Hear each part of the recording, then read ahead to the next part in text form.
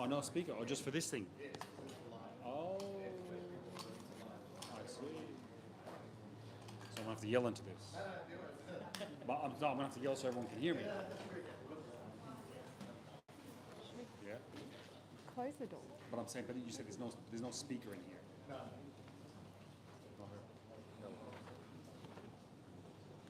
Good evening, everyone. Thank you all very much for coming along here today. My name is Ned, for those who don't know me. I've got my councillor colleagues who are here. Fiona McNaught, Deputy Mayor. Hello, good evening, thanks for coming. Councillor Caress Rhodes. Hello, everybody, and great to see you. Councillor Richard Amoon. Good evening, everybody. And we have one Councillor Mel Goodwin there at the back. I just want to run you through, I guess, some of the staff who are with us today. We really appreciate your time. And today is just about simply having a conversation, having a chat about what's happening in the area, answering your questions. Very casual, no formalities, but we have a lot of our staff here to be able to help you out. I want to thank Fraser's and Ed Square for allowing us to use this space. So thank you all very much. We appreciate it. Unfortunately, we don't have a community centre here yet in this area. Just sure one of the issues. So I just want to, we have our customer service staff here, Lena Chang. We've got Anne-Marie Elias, who organises all of this. We've got from our community development and planning team. So they're the team. I should say we're live streaming this. So everyone, that's why we have the microphone so people online can hear us properly. We have our community planning team who looks after all of our community facilities and also look at actually our parks. Craig Lambeth there at the back with Cynthia Deeth and Shaista Haidari. We have from our city works team, basically who look after the maintenance of the city, Matthew Morris at the back. We have our, no, Charles isn't here, is he? No, Charles, no. Matahir is here filling in from our traffic management team. Keith Cowley, no Keith, he's not here. So Keith builds our parks. And who do we have left? And Samit from our comms team. But ladies and gentlemen, thank you very much. And we have numerous comms people here. Nazan helps out. Our Director of Customer Service, Michelle. So we're here because once again, we want to make sure that you've got the right people here from the technical staff to be able to answer any of your questions. So look, the format, this is I think our third one that we've done recently. And the point is going to an area to find out what are the issues that you have in particular that's relating to Ed Square, Edmondson Park. We had a meeting previously in Green Valley. We did, what was the other one that we did? Austral. So we've done those two, and we have a whole bunch more that we'll be doing through the rest of this month. And once again, the point is about doing it localized. So I think the way we like to generally do them is if we just bring up a topic, and then if we can just talk about that topic before moving on to some of the other issues. And that just makes it a bit organized. Anne-Marie, did you want to technical stuff? Just some housekeeping. The bathroom is around the corner. It's a disabled toilet. So when you go in, like you press the button on the outside and it takes a little time to close after you. So just be conscious of that. When you go in, it will close by itself. And then when you open it, it will take some time to open up. We've got QR codes around the room that you can use your phone to scan and register for the forum and tell us an issue. If I can please ask you, when you tell us about an issue, be really specific. Because at the end of the forums, we get something like the park. And then we're like, what did they mean about the park? So if you can just give us a bit of detail, there's a lot of staff here that want to help you get these issues down so that then we can get staff to respond to those issues. There's water, refreshments. Please speak clearly into the microphone, and if you can state your name and the issue in the area, that would be amazing. Thank you so much. Yeah, wonderful. Well, I'm happy to be guided by the floor if there's any particular issues that anybody want to bring up first. Would anyone? Yes, sir. One sec. We'll bring you over the microphone so the people online who couldn't be here with us can hear. Opposite the primary school. Park Claremont Park. Yes. Claremont Park is right opposite the new primary school. It has been there for a few years now. It is in a complete disarray, so much so that the garbage bins are not cleared regularly. The grass is not cut regularly. The walking paths are covered with sandy mud, so there are a lot of kids who are using cycles there, they skid. So long story short, it needs some attention. In one of my emails to the council a few months ago, I had said that, I had written that we need to have a public toilet there because there are a lot of elderly people who use that. There is a lot of construction going on. There are a lot of tradies there. So if there is a city-type automatic toilet there, that would be very helpful. Yep. And how long was, when was the last time the park was like that? Is that how it currently is? Yes. Currently like that? Yeah, because sometimes it smells because the garbage bins are not cleared.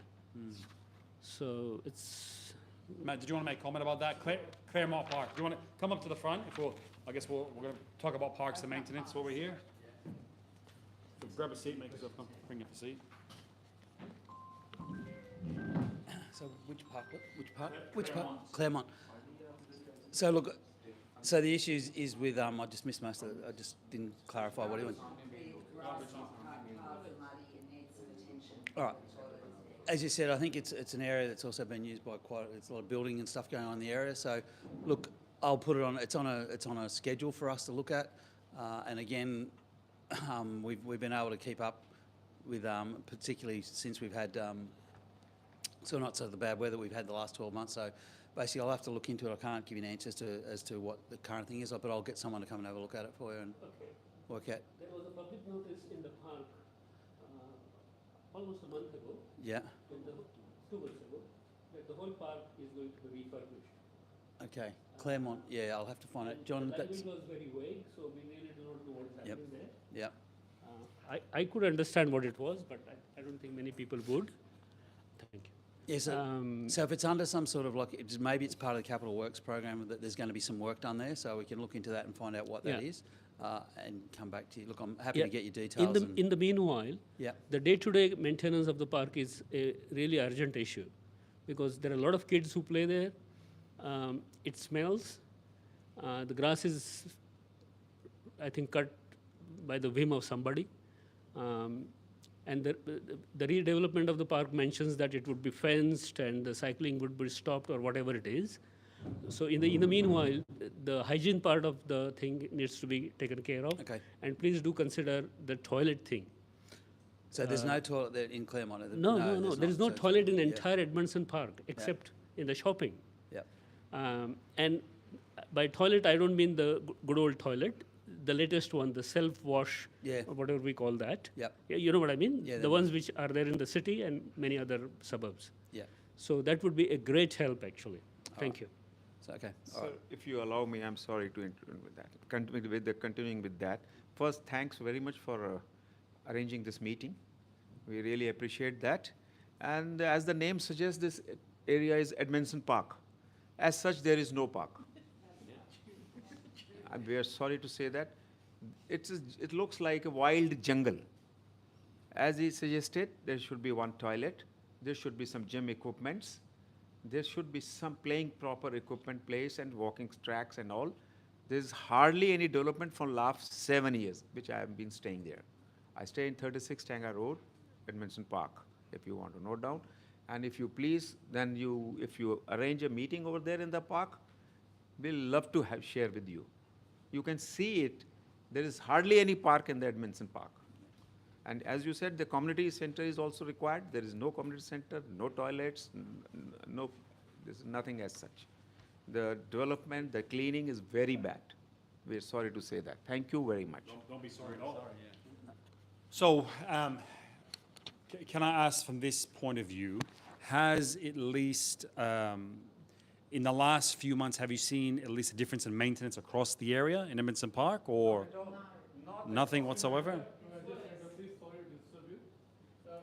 I'm the big culprit. It's me who has the contact to the local council about the park and about the walkway, about the grass. And the rest of the complaint, I got the complaint number. I sent about 8 to 10 emails. No, they can't hear me. I sent about 8 to 10 emails to the council. and I was chasing every week. It took nearly 7 weeks to cut the grass. It was like a mini jungle.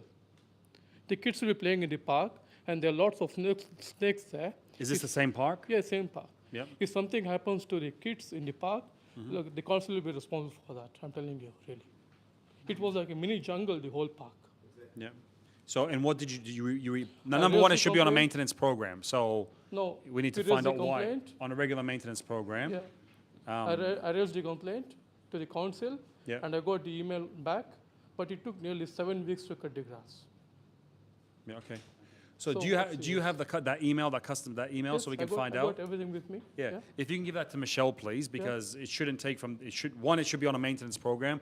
You should never have to call council, right? In the hundreds of parks that we have, Yeah. there should be no need to call council. It should be happening automatically. So that's number one. But number two, if you've called council to get the park cleaned up, then the team should be able to respond quickly about that and get it done. I didn't get any response. I gave them the court number of my complaint, and it took nearly 7.5 weeks to get the things done. Yeah, yeah. So if you give us that number, we'll find it. Michelle will look into, I guess, why that happened. Right. There's some seats up the front if you like. Good. So just with regards to the issue of parks, and I agree with you, and we said it numerous times that there are no parks in Edmondson Park, or there needs to be more. I must say, since you are here, we need some plans from you. Yeah. 6 months, 1 year.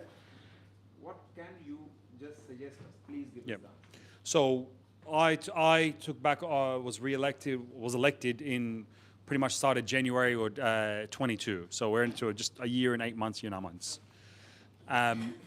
We spent the first initial part of that working about getting the park. So the plans, there were 2 main parks for this area. I'll pass over in a moment to John. So number one, and the main park, the town park, is supposed to be across the road right over there. So where you have the signs, the good morning, good evening, good night, right, that big block of land there, there's supposed to be a park.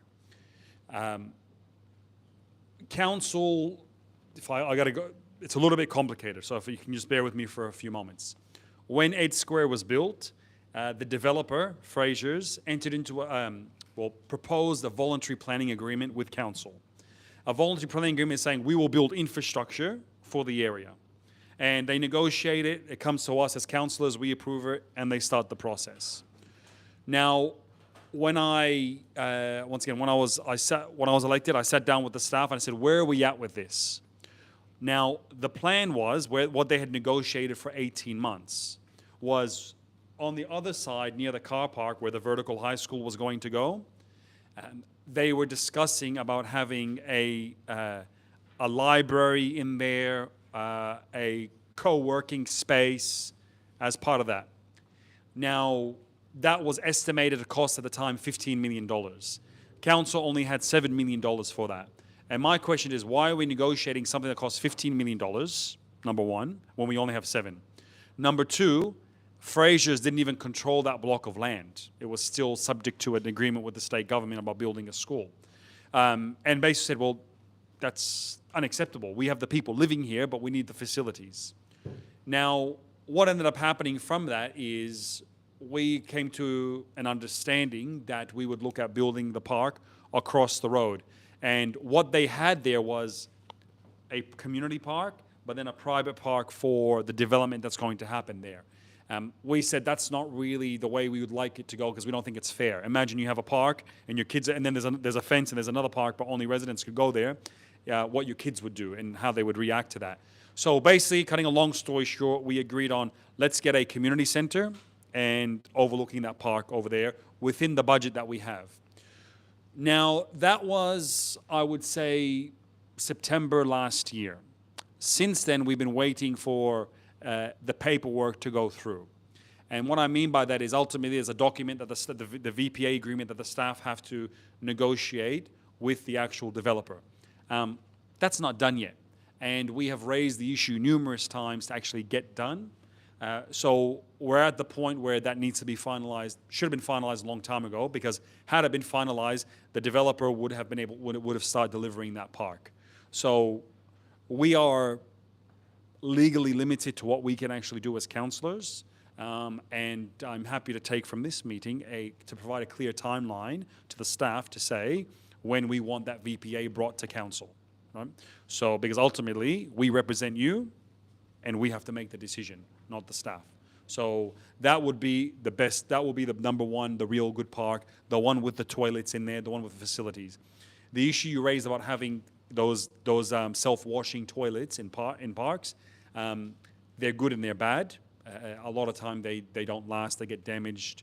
They're not the best. So we're very selective in where we put them, and they really. It's your call, the way you make the toilets the best which fits for the communities. That is your call. Yeah. So ideally, what we want to try to do is have a really, really good park right over here. I might pass over to John. Do you want to talk a bit more about our capital works in the parks? Yeah, so we've got the two big parks coming up at What do you want to just like? Craig Park and So John is our manager of infrastructure delivery. So he actually has to build the stuff. yeah, that's right. So as Mayor was saying, we've got a lot of parks coming up. We are limited quite heavily by developer works and development contributions. For those of you who don't know, a lot of our parks are funded through development contributions, so the money only comes in once developers start developing. So that puts a limit in how much money that comes in that we can start spending. But we do have two larger parks or playgrounds coming up in the near future.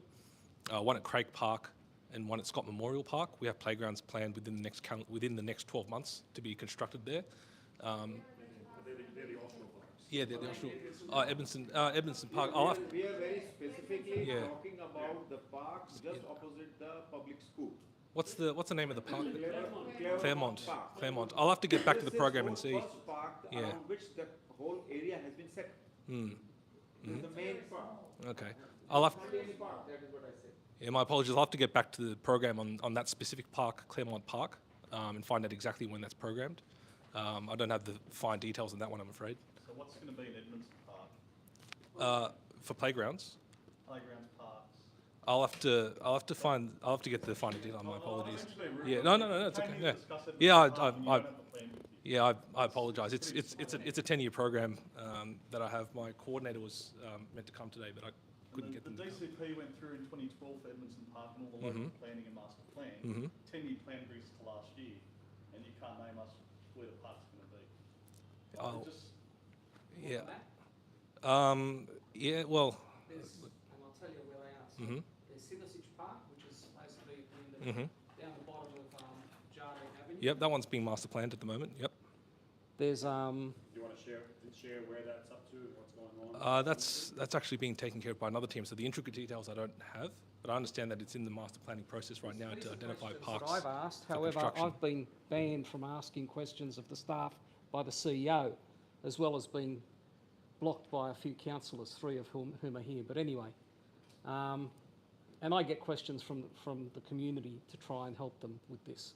So I can explain to people why you're getting blocked from councillors and the CEO. Ultimately, council doesn't appreciate racist emails, so we under our customer service code, it's become alleged vilification and defamation, you said. I'm happy to take it to the New South Wales Ombudsman, put all my emails out in public. Yeah. You know? I'm just explaining. Yeah, that's fine. Thanks again. Yeah, so for parks in. I appreciate getting threatened and intimidated either. Yeah. That's another story. Sorry, I wasn't threatening you, Michael. Do you want to know Not you. why in you're the past. Then there's Basin 14, which is identified as a dual-purpose stormwater basin and will include a children's playground. Yep, that's. outdoor exercise Yep. equipment, So dog park. yep, detailed design for that is complete. We're proposing to commence construction next calendar year for Basin 14. Deep Pies Parks for People program. Yep, that's detailed design's complete. DPI is going out to procurement for that one. Then there's another one at Zooch Park. But one of the questions that I currently know to ascertain is, has Jardine Drive actually been acquired? Because that's been an issue for a while. That's a question I'll have to defer to our property team, I'm afraid. They look after acquisitions. And then there's all the parks and the walkways that are supposedly proposed along the creek as well. So, I mean, this map I got back in 2018. I remember talking to, having meetings with Kirsten Fishburne when she was CEO. And we had our first community meeting for Ed Park, I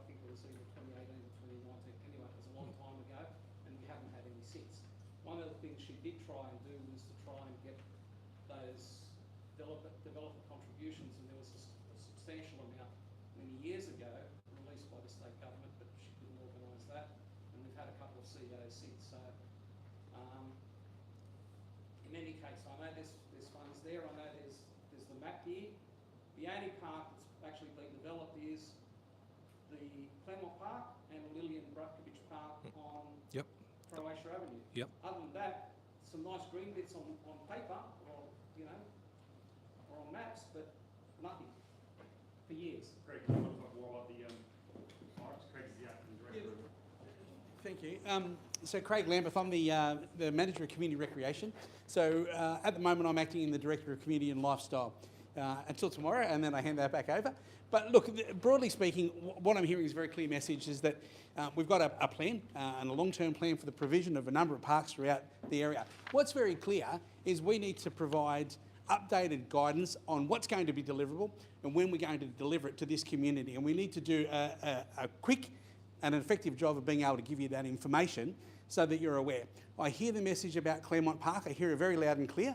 I think there's two things that we need to do on that. And the first thing is to have a look at the assessment of where that's at in terms of development. There are plenty of options available for the provision of toilets as a temporary basis or a permanent basis that we can start exploring and start fast-tracking a solution to those demands immediately. Now, I can't give you timeframes on that because there's a lot of investigation work that I need to do, but I think it's very safe to say that we can come back to this group or to a public group to provide better clarity on what the delivery plan is over the next 5 and 10 years, if you're comfortable with that. And Michael, good to finally put a name and face together, so we haven't actually met in person.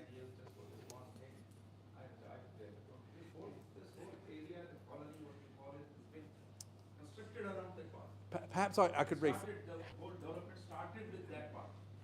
and There is no park. So this is where, so what happens in the, I guess in the process? It's already 15 years old. So what happens now is, so staff work to their plans, they report to the CEO. The CEO employs them, we set the budget. So now, if we have the money, we can set the budget and put it in next year's capital works program, right? So that's what we can do. And Please, that's sort of, please circulate the development which you suggest later on with your meetings and all. so what we'd like to do is to be able to take from this, because we don't like to go out there and spend money without consultation or what the community, it's your money, right? Definitely you do. So what we can do from this is, and what we're gonna be doing is reconvening back again February, March, subject to when we can get it all in. And then we can come to you with a clear plan of saying, we will put this in next year's budget, this is what we need to do, and resource, because it's one thing saying, okay, let's go build a park, but then it's about who designs it, how do you go through the tender process, and all that, the stuff that they have to handle. So we will have much clearer answers, I'm sure. if I rephrase, maybe some immediate short-term and That is the best long-term way. plans. 5, 10 years, Yeah. we don't live that long, I think. My goal, if I can speak very bluntly, my goal was to have that park done. That's the way. Right? That's the way. But it has been caught up in a document going back and forth between lawyers, which once again, we're not allowed to get involved in it, right? And if we get involved in it, we get threatened with ICAP. So, Can I just, so you're saying that you don't have the control, it's the developers that have the control over where our parks go? No. No. no.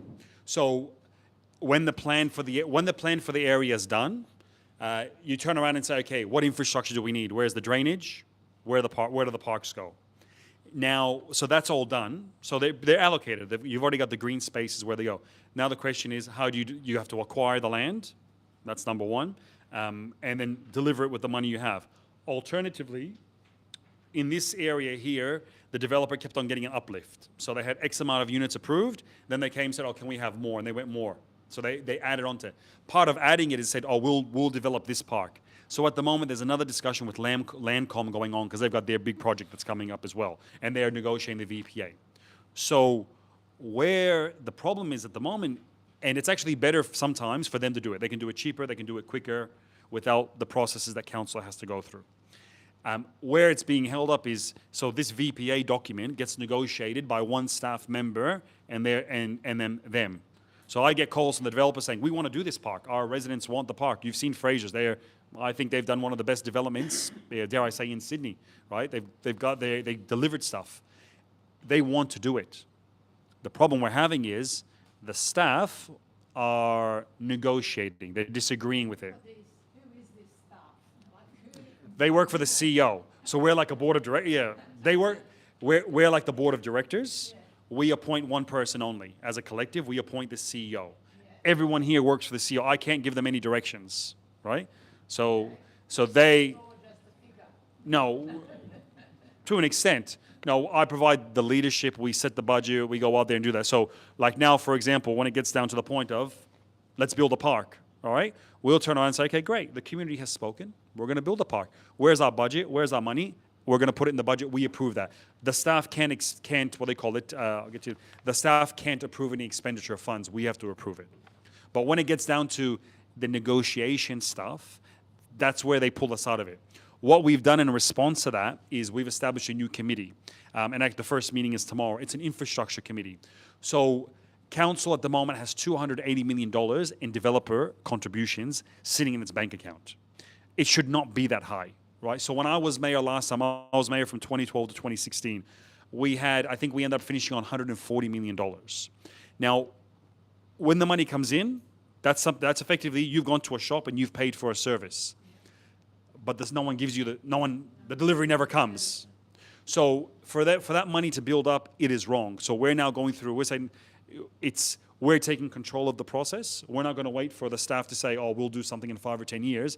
If the money's there, we're going to do it. We're going to put it in the budget. We're going to resource the staff accordingly. So we established a committee, and the committee is now going to have its first meeting, and we're going to go through. We have the money. We're going to spend it. We're going to allocate in the budget. I'll share a little story with you. So councils are fantastic organizations, right? Before we had this committee established, and why the committee was established is that we organized a meeting with the staff, and some staff said it's not appropriate for myself to be there. They didn't think it was required, and it was a breach of the code of conduct, and so on and so forth. So rather than say anything to that, I just hung up the phone. I drafted up a mayoral minute. I put it to the floor of council. That's when we get involved. We approved it. Charter gets drawn up. It's just process. It's just so annoying and frustrating. It is frustrating because I've lived here now. I moved here in 2016, built a house. The area looked, it was looking good. Now it's so shabby. Nothing is kept. The count, like even when the grass is cut, it's just cut. It's not collected. Camden Valley Way, I go for a walk every day. Camden Valley Way is shocking from Cow Pasture Road to M5. Like there is, I took pictures the other day. If someone lit a match, the whole of Preston's would burn down because it's so dry. There's so much rubbish, dead grass, fallen trees. I've never seen so much rubbish dumped. Yep. I came from Mount Druitt, and that's supposed to be a bad area. Like, never have I seen, I lived there for 35 years, never did I see people dumping rubbish like they do on Jardine Drive. Exactly. And now they've put cameras, I think they've put cameras on part of it, so now they're dumping it on where the creek is, behind people's houses. So those poor people have got rubbish dumped from either side of their road. The road is shocking. We've got 2 schools, and you've got to drive 5 kilometres so that you're not, damaging your car. I go to a hairdresser in Hoxton Park. Their road was resurfaced just before Christmas. Like, why? Hoxton Park is beautiful. Cow Pasture Road from Camden Valley Way down to where the fire station is, the grass is beautiful and green. Edmondson Park looks like Redfern looked like 55 years ago when I came to Australia. Exactly. I'll go to that. Sorry. Can I just go to this gentleman, and then I'll go to you in a moment. Sorry. Okay. Thank you. So just on the point about council budget and developer contribution fees, I'm just wondering, most of these developments were approved in terms of land subdivision and so forth, close to a decade ago now. certainly they commenced by then. Why wasn't council more proactive in setting up the parks and infrastructure? Yeah, I mean, true. you were here at that time, so Yeah. Edmondson Park Yeah. is a master plan community. yeah, like you go somewhere like Willowdale, you look at that and you're like, wow, this is beautiful. You come down Edmondson Park, you're ashamed to live here. Yeah. So the difference with those sort of areas, with the Willowdales and the One Orange developer. Park, one developer. They're always going to have that big The that big parks advantages. the parks is on you Agreed. guys though. So we started off, ultimately, you always try to get the detention basins in first. And when I was here last time, we went and borrowed money to start building, to acquire the detention basin earlier. So that's where we had left it. We were dealing with, if you go to Hoxton Park, so Carnes Hill Rec Centre, that wasn't built. So you imagine all the people who moved into that area, they had nothing. So we had built that. We continued Kurrajong Road. That's $60 million there that we had gone out there and done. So yeah, not perfect, but we at least got some stuff going on, and we were pushing as much as we can.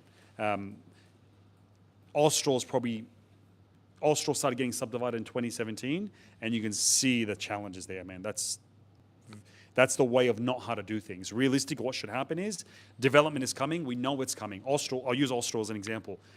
There's $30 to $35 million a year coming in developer contributions. Why are we waiting to collect it then to spend it 2 or 3 years later? So our view is now, let's spend what we have, which is in Austral, out of that $280 million is around $80 million there. Let's spend that, and then let's start forward funding. There's no reason why we shouldn't borrow money if we're going to get the money coming in over 2 or 3 years, because the community deserves it. And it's always this equity issue. You've paid for a park. 10 years later, your kids have grown up. They don't want the park, but you paid for it. So it's not fair. So that's the equity issue that we're going through. But it's a mind shift of the organization. The organization has to prepare for it. See, that's a capital works budget. If I share with you from an operational point of view, when we started off, we inherited a budget deficit, $11 million. Now, what happened is we hadn't grown our outdoor team. When Matthew took over, Matthew was with Sydney City, and we never had any extra staff. So all this land is being subdivided, but council isn't investing in frontline staff. So the first thing we did is, what did we put? Was it 20?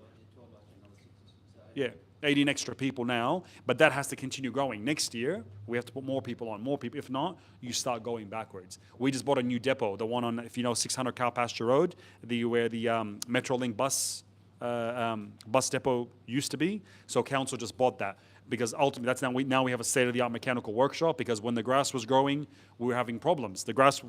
Most of our area that we look after is in flood areas. So while it looks dry, the machines were getting bogged in there. Machines get bogged, you finally go cut the grass, it's this big, it messes up the belts of the lawnmowers, and then you go down to, they have to be maintained more often. The mechanical workshop should be heritage of the city. It's shocking. It's like literally a shed, like built in the 60s, 50s, whatever it was, and So you can't outsource any of these functions to contractors? then you have the union to deal with. And the union is we have a very unionized workforce. They do good, but we were in the Industrial Relations Commission, 50 odd times last year. We appointed, so what happens, we appointed the CEO, appointed a new CEO. We've had no industrial relations anymore. What was happening here is new infrastructure was being built, and they never told the maintenance team about it. So we had 2 different directorates, so we reorganized the organization, restructure, and now we have a director of operations which handles both that. I'll go into it more, I'll break it down into a moment, but I know, sorry. I've been very patient. So apologies if you may have mentioned this before, because I came in a bit late, but it's very much about this topic with the parks. Could you give me an idea, high-level numbers of how many parks are we actually planning for this area, and what is your gold standard? Because I just look at the council next to us, looking at just Bardia, looking at areas of Gregory Hills, Oran Park.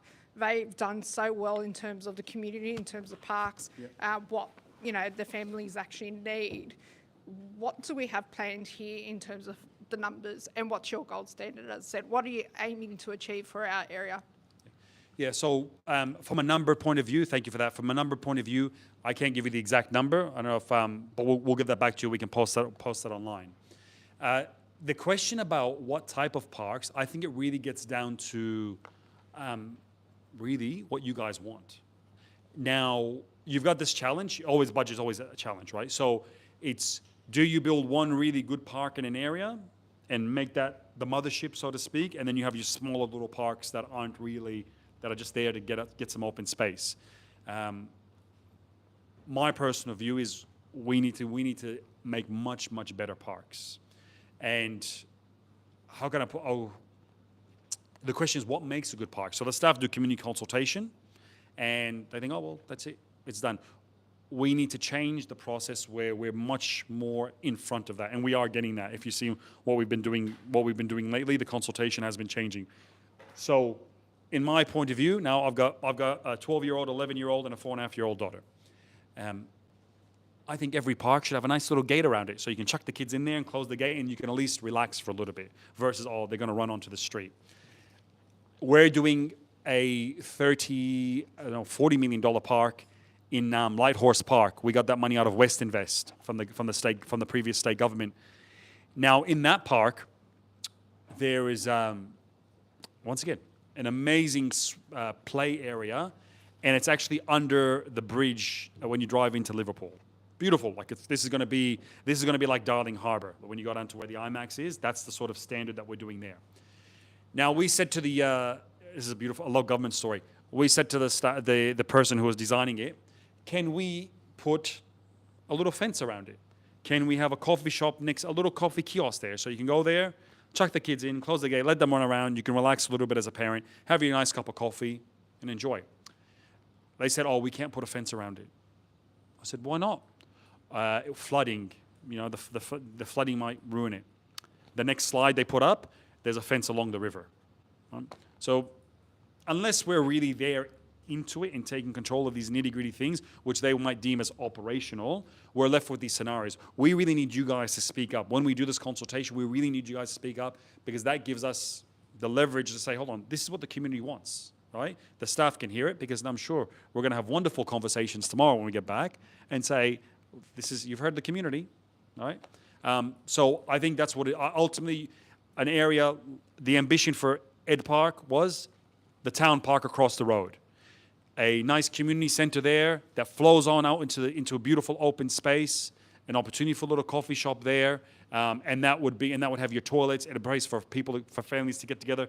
You know, if you're living in a unit, you've got some space. So that should have been underground parking. What else? It actually had some public art as supposed to going on. So that's going to be something really, really, really good. And merging it with the private park was hopefully going to deliver a better outcome. But you ask me now, that should be done. That should be moving along construction. But if I go out there and, every time we go out there and we push a little bit, we get threatened with ICAC. This is the system that we've created now. Ultimately, bureaucrats are running this place, and whenever you push, yeah, that's what you get with. So, but we deal with that. We create processes. That's why we got this committee going. Can I just ask one last question off the park, but just in terms of gardening itself? Again, the gardening. So I've noticed a lot of the plants are pretty much the same. It's like a grass type plant. And I've asked the developer, and I was like, look, what other plants do you have on your list that we can actually choose from? And they gave me the list, and this is the only list we got from council, and all of them are pretty much grass plants or the jasmine plant. If you ever go to Crown Casino in Barangaroo, they've got the exact same plants, but the way they've actually landscaped it looks amazing. So who controls the landscaping around Edmondson Park? Matthew.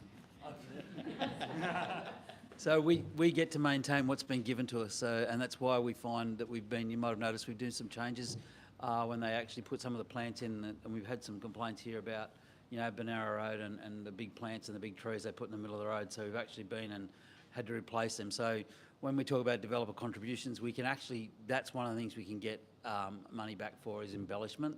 It's very, you've got to be careful what words I put in to say I can actually get access to some of that funds. It's not for planning new, it's all supposed to be done when the developers have actually come through. So to answer your question, the landscape plan is done by the developers. When they come in, they might be given a list. However, the plans come through basically through infrastructure when they first do it, and then I'm at the end of the road, I get it when it's handed over, and then I have to maintain.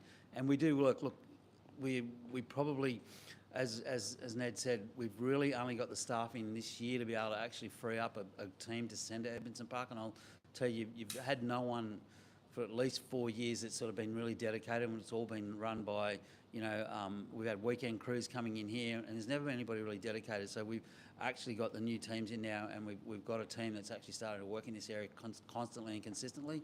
Whereas if you look at all the other suburbs, Wattle Grove, you know, some of those other areas, they've had teams in there for several years, so they actually look after the areas and they look after them really well. They know the residents and that sort of thing. That's what we're trying to work for here. So I'm happy to, look, we've been to some places here and made changes to some of the plants and some of the stuff that's, you know, caused some issues. Look, I'll get calls where inappropriate stuff's been put into driveways or middle of the roads that we just have to take out because for safety reasons. It happens in roundabouts, happens in a lot of different areas. So things that were put in a long time ago were a great idea, like we're getting to a lot of plane trees have been put in some of the other suburbs, and we know they're going to die in another 5 years, but they probably weren't a good start. You know, look at City of Sydney now. I think Clover's taken out all those plane trees because she realises that they're all getting into their life and it's going to create they create a big deal to maintain.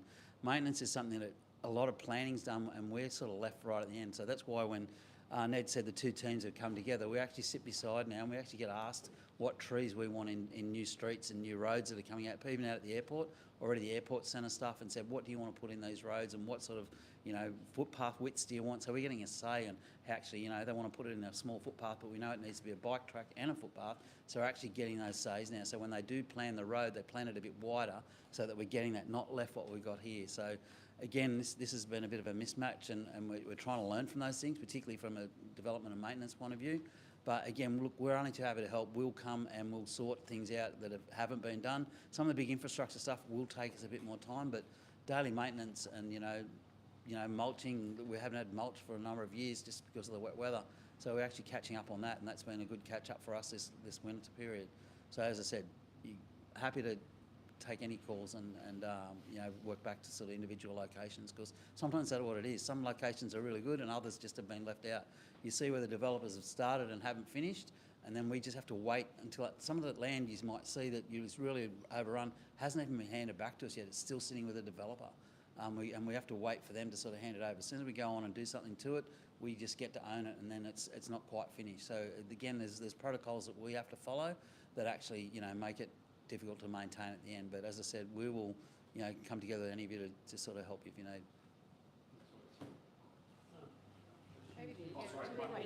Sorry, I've waited whole night. Yeah, so I have some questions. Thank you for coming here today. Thank you. So my name is Margaret. I'm living here for almost 7 years as well. So I don't know if you guys know there are two parts of Edmondson Park. The part is, I think most of them living is behind the McDonald's, and there's a Hungry Jack part as well. So my question is, the first question is maybe related to the rubbish dumping as well. We noticed Liverpool Council only offer maybe 2 free household rubbish collection, but I was told the Campbelltown Council, they do 4 times, and the other council maybe do 3 times. So there's any reason you guys only can offer maybe offer 2 times? Otherwise, I think if you all increase the numbers of collection, maybe the people won't dumping so many rubbish around. Yeah. I'm gonna ask the mayor of Campbelltown. Yeah. How many do you do? Campbell? No, I'm not sure. But yeah. No? I'm not sure, no. Look, my previous one, I came from the city and they had 1 a week, but I can't. Yeah, I came from Fairfield 4 times as well. Yeah. Yeah. 12 times a year. Mm. You know, this is You just got to consider how big. Like I come from like the previous LJ was 26 square kilometres. This one's 326. So if you think that if you just put it out, it'll be very cost prohibitive, and then the only way to recoup that is through the domestic waste charge, and then you'd be having that conversation. Which, again, I'm not sure whether this council can actually bring it up and put it back to the staff that way. I know, so let's say we've got the recycling centre on Rose Street, so we try to encourage people to go there, to go and take, does anyone know about the recycling centre on Rose Street? So we try to encourage that, for people to go there. We're hopefully going to open up a second one at the new the new centre that we purchased, on 600 Cow Pasture Road. We're hoping to do a second one there. Rubbish dumping costs a lot of money, and it's $380 a tonne, roughly, is what we have to pay to get rid of it. Yeah. yeah. Yeah. It's expensive for them to do as well, and that's what happens. And even developers, that I know. into their car or truck, Yep. dump it somewhere. We get, neighbours get together and we say, okay, you ring the council this month, and you know, we'll work together. And the council I live in Casula. Now, the best prevention for that is for the community to come together. When you see somebody dumping something, get their number plate, take a photo of the car, report it to council. This is the number plate that dumped these things. We can go back and do our homework and find this person and issue them with a fine. Now, if we were able to prevent them from doing that from the start, like if we get together, all of us, and once you see somebody dumping something, take a photo of the number plate, look at the boxes that are there, if there's an address, there's a name, there's something, and report it to council that way, we can then go back and charge these people for these issues. And once they know that we're all as a community working hard to prevent that from happening, they'll stop doing it, right? Because at the moment, I understand that council has a duty in finding these people and finding them. But as well, we need your support on that because the issue is so huge. Like I had somebody come up 3 nights ago, just casually get out of a car, dump something and just leave. On the side of the road in front of somebody's house, that they didn't even live there. Yeah, but I think the difference here is like what they're referring to. The back of Jardine Drive looks like an absolute dumping ground anyway. There's no, the roads are incomplete. They're all cracked up. There's overgrown weeds.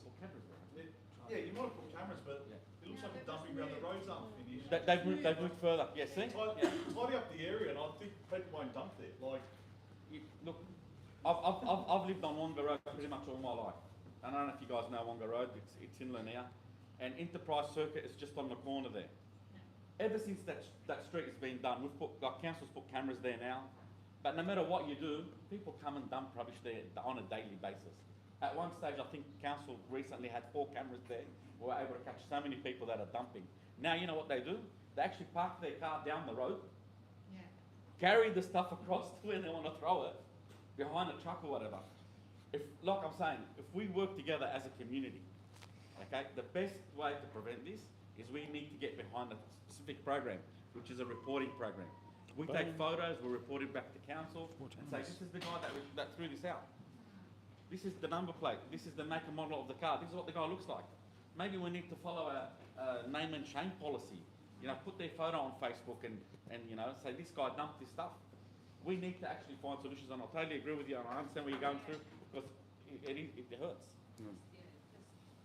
Yeah, but to your theory, it's called the broken glass theory, that if you see broken glass in an area, it just leads on to, I think the mayor of New York, Rudolph Giuliani, many years ago, broken glass leads to murder because it just creates all this antisocial activity on a scale. I know it's a bit extreme, but yeah, you're right, it's got to be done. But so, that land there, what is it? It's private land?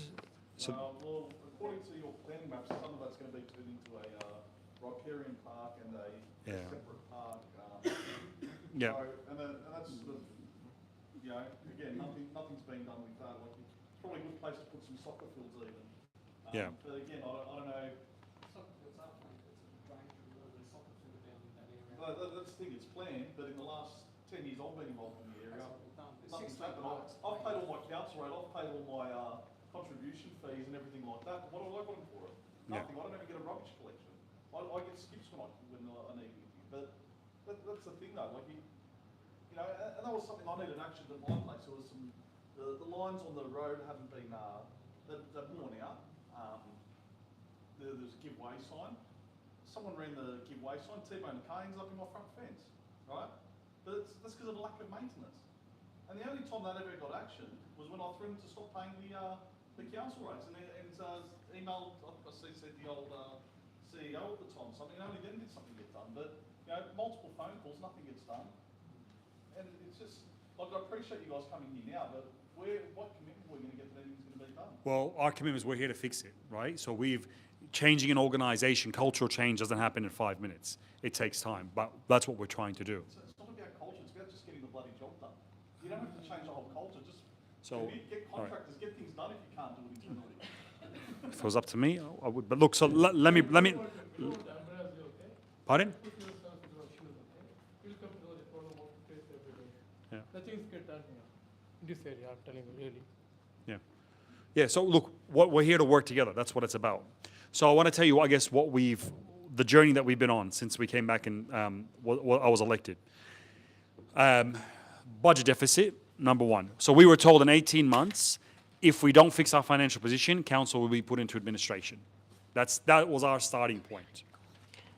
Secondly, the previous council borrowed effectively $200 million to build a new council building for themselves, right? So putting that in perspective, our whole budget annually is now it's $240 million. So to borrow $200 million to build a new council building in the city centre and build a new library without a tenant, this is a big problem that we're having, but the building's about to be done, and we're doing everything we can to try to lease that out to handle our loan repayments on that. But that was, give you an idea of the priority of where the organization was. I started that project. We had Wollongong University going in there. It was about, let's build a building, let's get the university, Wollongong University here. They'll pay our rent. We'll have no liability because they'll go out there, they'll cover the whole building. And that project was $77 million at the time. So it went from 77 to 200 plus. Anyway, we're getting past that. We're getting past that stage now. Council's tool is, once again, we set the vision for the community. We set the budget. We hire the CEO.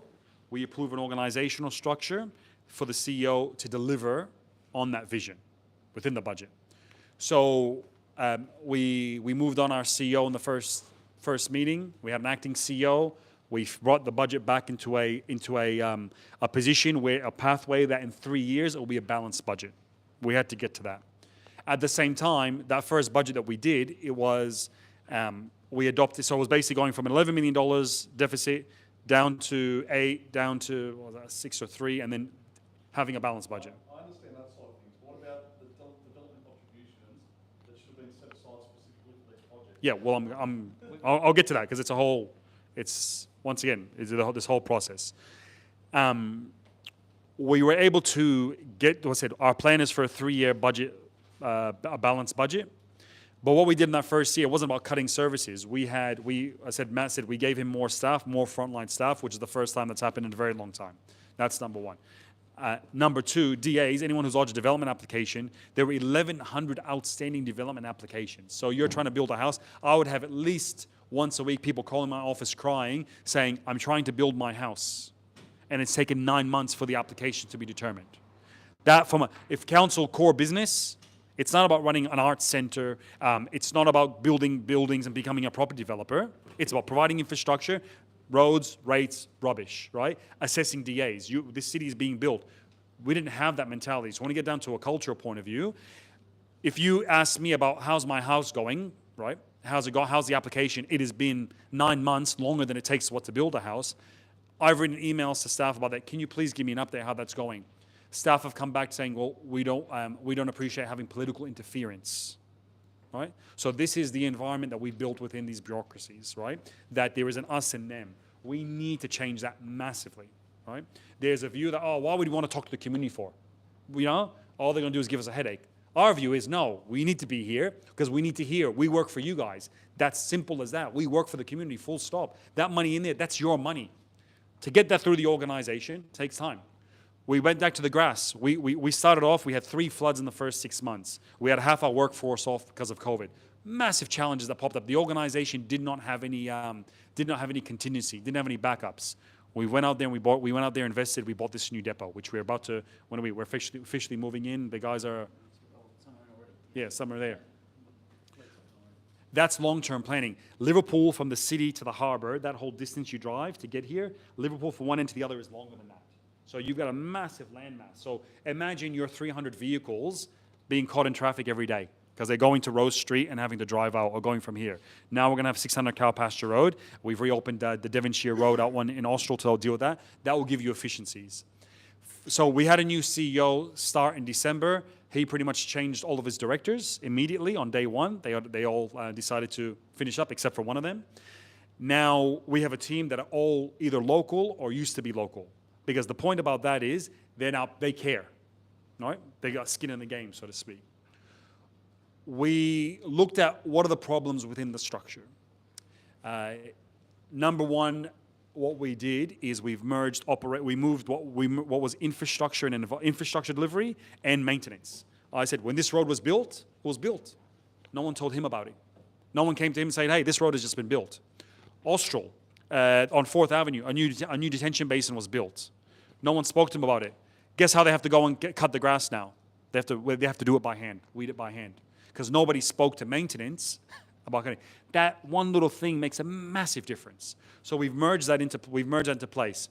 we've created a new director of customer service. There was a manager of customer service. Michelle is our new director of customer service. Now, the point of that is it's about telling the organization that we are here to serve the people. So when you make a phone call to her, one, you shouldn't have to make a phone call. It should be done. You shouldn't have to worry about the park being not maintained because we should be there forward facing. So our goal is to look at what are the statistics. She's reporting to the executive that what she says needs to happen. It's not just about coming to us. You shouldn't have to speak to us because if everything's running smooth, everyone's happy, right? That's the reality. That's what we need to get to. So we also, and then we did another department called City Futures, which is about looking, the rest of it is all basically day-to-day operational stuff, and then the City Futures, planning, getting ready for what's coming up. Not getting in a situation, oh, we now have money for a park, we got $5 million, let's now start designing the park. Great, we spend a year designing a consultation, blah, blah, blah. And guess what? Now it comes back, it's an $8 million park. And then what happens? We do a master plan again, we start over. And it goes round and round. That's the thing, building costs have gone up 40% in the last year. Yeah. If you build all these things 10 years ago. Don't worry about building costs. Don't worry about building costs. Look at land. Look at land cost. Our biggest liability is buying land. The amount of land that we need to buy in Austral. And then when you see what's held us up in this area is we've spent 3 years negotiating to buy land. 3 years. So imagine what's happened to the property prices. It's almost like you're better off just paying the extra money up front there rather than cop the 3 years of price rises. So it's about, once again, do we have enough staff? What is the issues in the department? Do we have enough staff to deal with that, right? Do we have the right staff? Where is the setting from council and the direction from council? So now we have this liability, which we're now, once again, trying to catch up with. So once again, so we changed the CEO. We've got the new organizational structure. We've made those efficiencies. And I just want to tell you a bit about the depot team, because it's very, very, very important. What's your parks team? 110 people at the moment. Right? Now, the system that they have, which is still a lot because it hasn't happened yet. So you know when you know the Bundy clock where you just, most companies, you just put your thumbprint down and you're clocked on? We don't have that. We have a paper-based system. The director has been trying to get one. It's only cost $2,000 something to get this machine in there. But it took 9 months through procurement to go through a process because, once again, it costs more than the machine for procurement. That's the reality. That's coming in soon. Now, on top of that, there is, and this is, I think, a significant change, is telemetrics. So we will have in every vehicle and every lawnmower where the vehicle is, where the lawnmower is. You'll be in a position where they want to make this public, where you'll be able to go onto the council website and see every vehicle, where it's at, what it's doing. At the moment, we don't know where vehicles are. That's the reality. That's an operational thing that the staff should have been doing, but they never had the direction. Now they're doing it. And we put the pressure. We put a motion to council saying we need this done ASAP. On top of that, it's also got the chain of responsibility. If a driver has an accident, we become responsible for it, like as a company director. So, because that's one way of that we've been deemed. So this will make sure that they check every vehicle, to make sure it's safe, to make sure it's prepared, to make sure it's ready. But that now is going to offer massive dividends. I don't know if you want to speak a bit about that, Matt, how that helps you as a manager? I suppose, so I've come from previous businesses where telematics has been in for quite some time. So with councils, it does take a bit of time to get this sort of stuff into play. But the difference will be is potentially we can look at efficiencies on fuel use. Look, the other thing for customer service will be they might get a call and they might hear about a park that hasn't been serviced, and they might be able to see on their screen that that's where it's up to. The whole plan is to put this stuff through the depots on our website, so you can see vehicles. Look, there'll be no recognition of staff vehicle. It'll just be a vehicle. You won't be able to see it's Matt Morris driving around and what he's doing, having his lunch. It's not that sort of like model, but it's very much about where the vehicles are and what they should be doing. Look, again, potentially it'll help us review our runs, what current runs they're doing, and we'll see how far some vehicles travel more than others. Is there a reason? We can actually check back. Some mowers might do more land than others, and so we just need to look and see on efficiencies. That's probably the biggest thing as well, I suppose, is making sure that staff are actually going to the right areas when they need to be going there. So that's probably, telematics is one of those things that'll help us, get efficiency and effectiveness. So, and that will be able to pick up why hasn't the park been done for. It should flag if it hasn't been cut in 3 weeks. It will tell you. You'll actually have every liability that we have. We'll know about it, so we can take care of it, and it will flag automatically. So I guess to put it in perspective, it's that we're basically rebuilding this organization ground up, right? We have a new culture, a new team, and a clear direction of what we want to do based on financial sustainability. Versus, let's go borrow $200 million so we can build a new building for ourselves. You know what I mean? There's a big difference. That consumes an organization, right? So hopefully that now gets over and done with. So as usual, when you're doing these sort of things, no one sees the benefit of it straight away. It is going to take time, you know what I mean? But I think we're about to hit that point. All the directors were appointed by June. I think everybody, when you start, Michelle, was it June? July? Yep. So they're all there. We'll start seeing those benefits coming through the organization. And that's why we're having these meetings. We couldn't have this earlier in the year because ultimately we knew there were problems, but I couldn't generate more workload when there was no capacity, right? To go out there and get contractors and go through, we just couldn't. Getting machinery, everything was challenging. So it was almost like we weren't ready, but now we're ready because we believe just when they kind of slightly got comfortable, now we start pushing and saying, hey, great, we want to go from a level of service here to a level of service there. That's the progress, that's the journey that we want to go on. So are you saying now that there'll be a maintenance team assigned to Edmondson Park?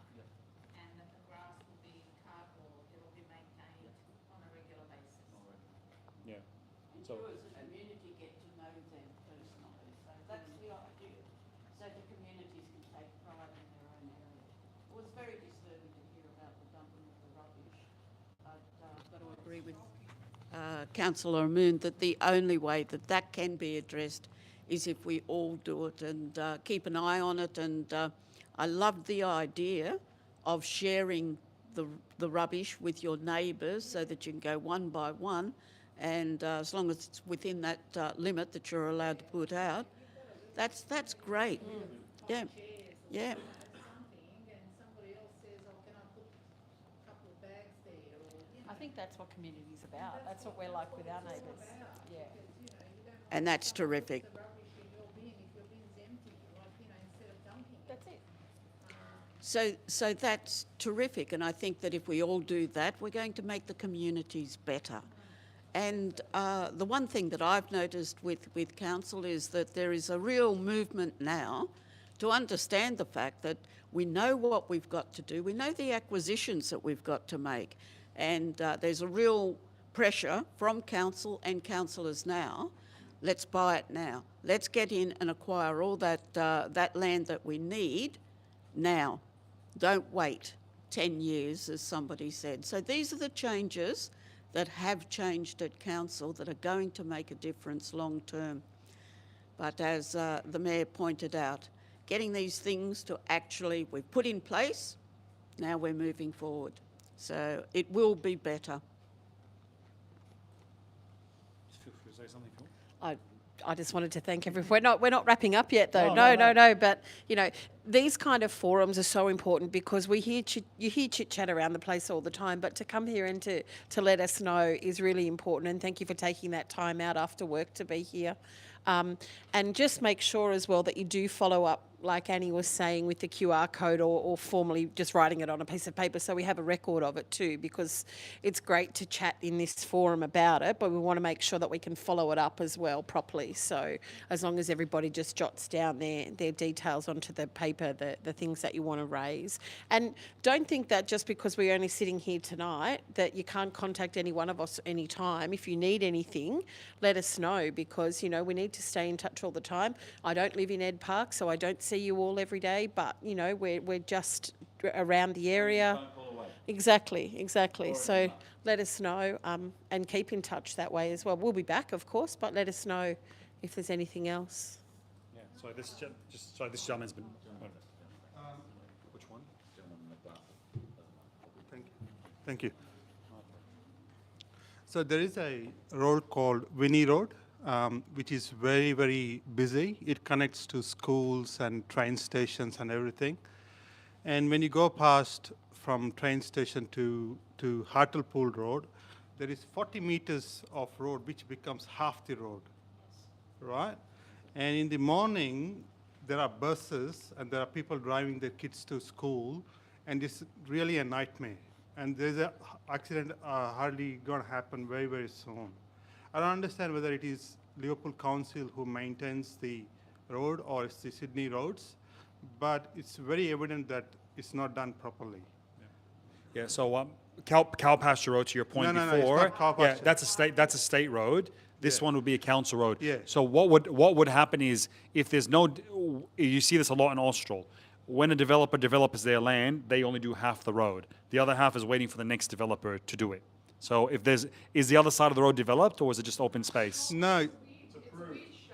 yeah. It's on diagonal, so It's- I always wonder whether it's it's- got the electricity poles uh, coming all the way through. Yeah. The road Okay. becomes half. That's a half a road, and All right. the land goes diagonal. Can you show them on the map exactly what you're talking about, please? Yeah. The northern end of Vinnie Road would actually narrow into almost a single lane is where you're talking about. Yeah.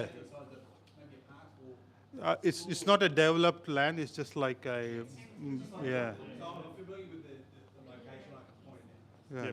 All right, we'll look into that one. That's it. Sorry, who'd you say was? Sorry, were you next? You go. Yeah.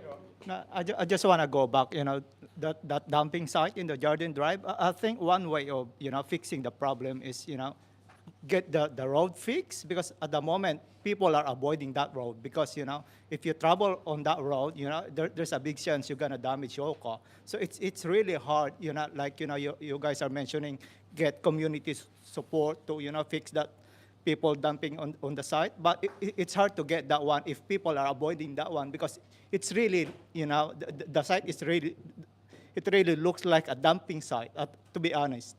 Like, but if we fix that one, get the road fixed, and then probably, if we can landscape the area as well, then people will start using that road, it gets busier, and then by that way, people can watch that road that no one's will gonna, dump on the area after. I think that's one way of fixing the problem because at the moment it's hard to get people's support if they are avoiding the area because it's really look like a dumping site at the moment. The camera is really helping, like we can catch whoever's doing it, but it's really hard because no one's it's the traffic on the area is really very minimal, I would say. But if people will start using that one, it's get busier. And then, if even those who are dumping will hesitate doing it as well because the more people using that road, then, I think that's one way of fixing the area, and especially the road. Like, it's hard to use that road at the moment because, there's a big chance you're going to damage your car. So, yeah. Does anyone know the plan for that road? Is it waiting for a development or is it? It's basically where the council park, it's a big drainage reserve, it should be a park. Yeah. That should be a council road. Waiting on developments. It's as you said, the half road sort of situation. Developers build a half road on the side that's developed. We're talking Jardine Drive. Yeah, but that block there, because it's Vinnie Road, right? Jardine now, Jardine where the rubbish dumping is. So Jardine Drive, when we're talking about the rubbish dumping, the issue you probably have there is that as a result of the rezoning, where you would have had essentially a worthwhile development for a developer to subdivide a 5-acre block, because it's been rezoned as parkland and as riparian land, it's probably not worth it their while to invest the money to develop it to get maybe a 3-year lot out of it. That's what that one looks like it would be. Yeah. You might be able to get like 20 properties in total out of all of that.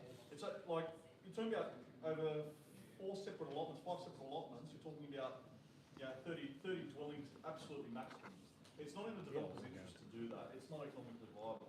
So in terms of fixing that road, I think council are going to have to work with the developers to somehow come to an agreement to at least put the road in along there, and then that way, it's worthwhile them subdividing to finish off on their end. And that's really what I put the map here of where it is. Because all the houses have been left and they're all deserted and everybody's moved out, so the original occupants that were there, the farm owners, are no longer there, so no one's there to keep an eye on the place. I mean, if it's that empty and they're not paying rates, I don't know what the situation is with their rates. I'll go in there as adverse possession and clean it up for you guys if you want. But really, that's what really needs to happen because, no one's going to come in there and spend, go through the process with council to try and get an approval first of all, and then get all this put in because for 3 lots to put a road in, it's just not viable. Is it just that one block that's the issue? Or there's So that's the loop, I'll just show you if you don't mind. So that's the loop there, Jardine Drive. Yeah. these have been rezoned to riparian parks. That might have been previously a 5-acre lot each of them. And along there you have, that's zoned R1 residential, but for this guy here, they're not going to invest the money to, you might get 3 lots on there, you get 1 there, maybe, 4 or 5, like, council will have to do something with that as part of the broader acquisition. Yeah, all right, we'll look into that. If you can you just give Michelle that map there, please, so we can look at it?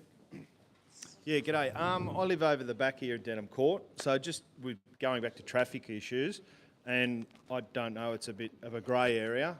Campbelltown Road and Denham Court Road, are they going to be widened, or what's the plans for them? Because now of a morning, all the traffic is coming through Denham Court, which is all a 50k zone, and they all fly down through the back streets, and now even the police, the last 2 weeks, have been there 3 or 4 times, catching everybody speeding, trying to come up Zouch Road to beat the traffic to come back out. So I think someone going through Springmead as well.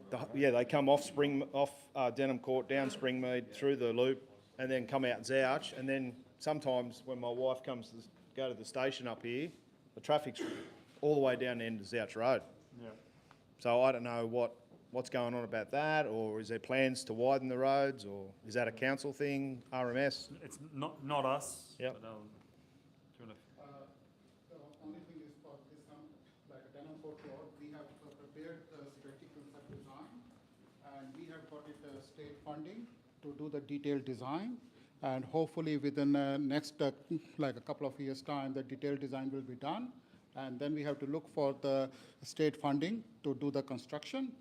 And in the meantime, we have got some like a black spot like funding to strengthen the shoulders there, to reduce down the crashes there along the Denham Court Road. So the traffic will still just trace down through there. Traffic will still be like going through the side streets, and we are looking at it.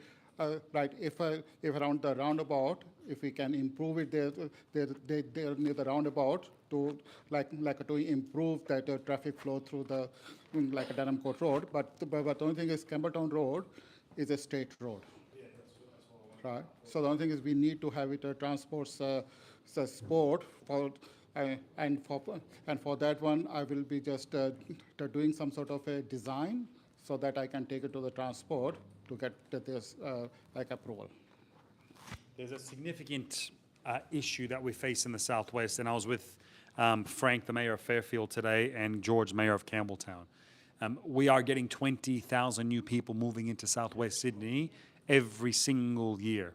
15th Avenue, there's $50 million there, but it needs $500 million. And even still, you look at 30,000 lots being subdivided there. You work on 1.8 vehicles per house, but the reality is once the kids grow up, you got 4 vehicles in the front. Yeah, all right. It's really going to get bad, and if there isn't significant investment, and it's just going to get worse and worse. Cowpash Road is probably the biggest issue that I would say, because everyone Camden southwards, they want to get onto the M7, and they just block. Your Middleton Grange is stuck. They're queuing across intersections, and the worst thing is there's no plan to do anything about it. So I think that's where we need to be really clear as a community, as a Southwest, and that's what we were getting together. How do we work together to make sure that we get the attention? If we're going to take Sydney's population growth, the overwhelming majority, then we need to be helped out. Yeah. When we first moved here, all that was here was the station, and that had just been finished. Yeah. There was nothing here. Yeah, and they laughed. I remember people were laughing. Oh, why'd you put a station in the car paddock? Yeah. When we moved from Wattle Grove, my wife said, "Why are we moving out here?" Yeah.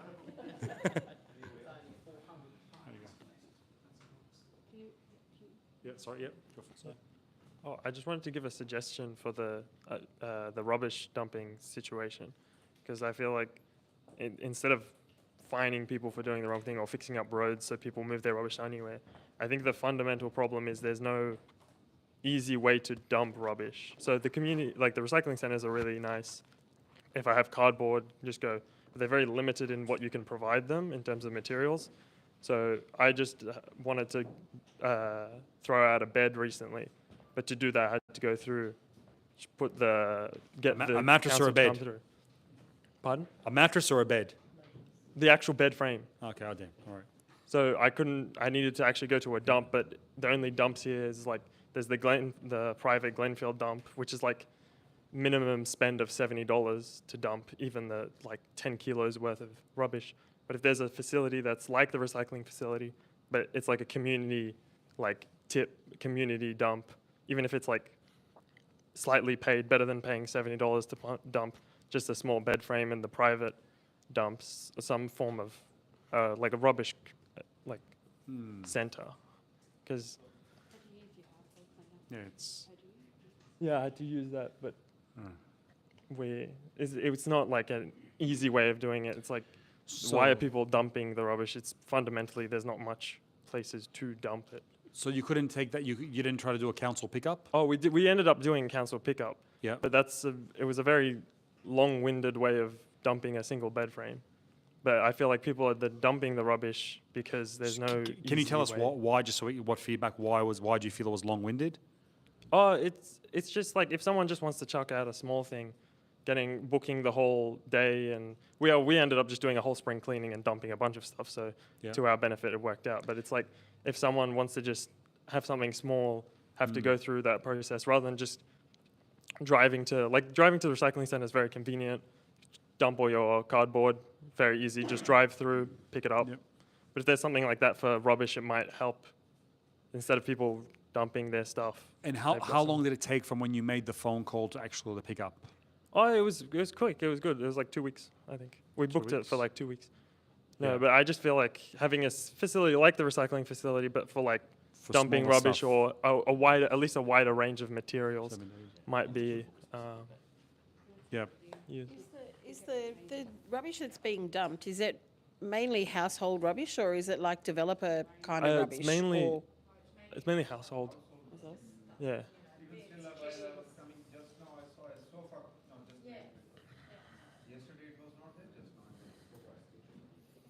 Yeah. Oh, well, look, that's good feedback. We'll look into that. I've got some stuff. We'll talk about waste. But sorry. No, behind you. You got it. Hi, I'm Claire. I'm the Community Development Manager here working for Fraser's. So I run a community program out of this space. I'm very interested in hearing about your plans for the community centre over at the park.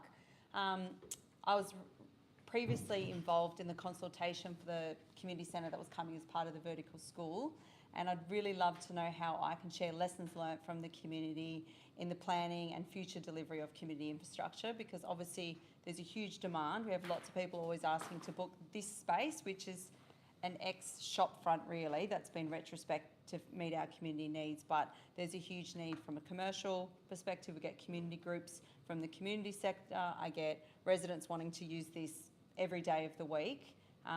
So how will that demand be met? And then I guess in addition to that, there's a real need for some placemaking outside of the community space. The feedback I get from a lot of residents is it's really quiet at night and empty. So you've got this awesome train station here, but people don't find us easily unless I say I'm opposite the train station. And even then, there's a need for some placemaking, some wayfinding, some street art. I don't know if that's on your agenda at the moment. Ignite Childcare Centre, they find it as well, brand new childcare centre. The feedback is people really struggle to find them. In this location. Is that the one that's in the building, or just 2 doors up next okay? to? Yep. Because there's one in the building, isn't there? Upstairs, Like on yeah. So I recently ran a partnership, an event with them, and a lot of people. We had 50 people register for this parenting workshop, but a lot of people couldn't find us. I'd love to activate this space out the front here. You know, you can see I've done a little bit in the windows. We've got 100 people coming for a Diwali event this Saturday. It's not just Ed residents, it's the broader LGA, but people can't find us, and this is council land out here. So, you know, what are my options, and who do I speak to, and how do we, give me a forum to share this back to you guys and to your team, and what are your thoughts on that? Well, if you can come and see us, or we'll come and see you, I'm happy to come out, and we'll bring we'll bring the team. We've had a couple of site tours working with Jackie and Gal in the past, but I know you've had a change in team and we haven't been able to set a date, but I'd love to do a walkthrough. I'd love to give that feedback, and I'd love to look at placemaking partnerships. Yeah, that'd be great. We're looking at, we're really changing the way that we do our events and why we do them for. So there's a lot happening in that. So has anyone gone to the events that we've been doing lately, the Experience the World stuff? So we've got one this weekend in the mall. We had one last month. It was a South American festival called Primavera. We had 60,000 people in Macquarie Street Mall over 3 days. So it was really an amazing atmosphere. This weekend, for Friday, Saturday, Sunday, we have our first Pacifica Festival. So that's going to be a really big event. We're hoping anyway. And we had our winter one. We've had our Africano one. We've had our Blessed Nights sort of for Easter and Ramadan and Passover.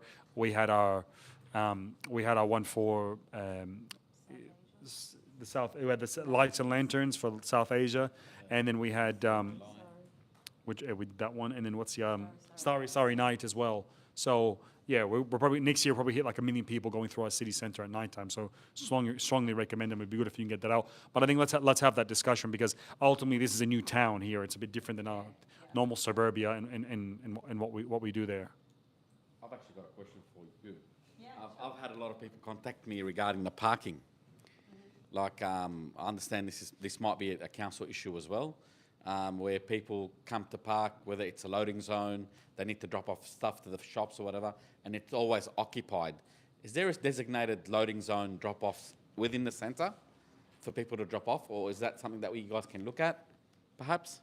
Potentially, like there are drop-off points and there are parking for Uber Eats and drivers like that along this.